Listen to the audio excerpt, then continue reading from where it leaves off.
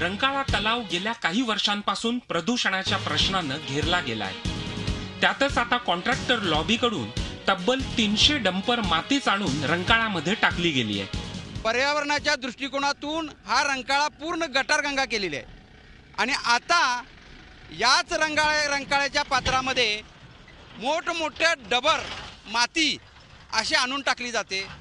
नेमकं ह्या महानगरपालिकेला इथं रंकाळा मुजवून प्लॉट पाडायचे आहेत का आणि त्याच्यावर नगरसेवकांचे बंगले बांधायचे आहेत का, असा हा मला प्रश्न पडलेला आहे। तक्रारीनंतर सुस्त कोल्हापूर महापालिका आणि ढिम्म प्रदूषण नियंत्रण मंडळाच्या अधिकाऱ्यांनी रंकाळ्यात जाऊन पाहणीचा सोपस्कार केला। सोबतच नेहमीप्रमाणे कारवाईचं आश्वासनही दिलं। 2-4 दिवसात त्यांनी एवढा पोर्शनला कव्हर केलेला आहे, परंतु ते आम्ही लगेच उचलण्यासाठी त्यांना नोटीसही दिलेली आहे आणि त्यांची प्रक्रिया काम म्हणजे परत काढून घेण्यासाठी चालू केलेली आहे। काय कारवाई करणार आहे महानगरपालिका ते सांगा। महापालिकेला आता नोटीस दिलेली आहे आणि त्यांना काय असेल ते नियमाप्रमाणे मी दंड करत आहे। कोण आहेत ते? निर्माण कन्स्ट्रक्शन, अरुण पाटील। साधारण 200 ते 250 डंपर हा डेब्रिस इथे आणून टाकण्यात आलेला आहे।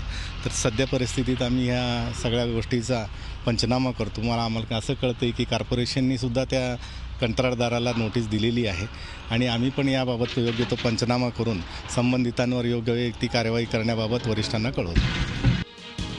एकंदरीत रंकाळा तलावाचं होत असलेलं शोषण पाहता कोल्हापूरकरांचा प्राण असलेल्या रंकाळ्याला कोणी वाली आहे की नाही, असाच प्रश्न स्थानिकांकडून विचारला जातोय।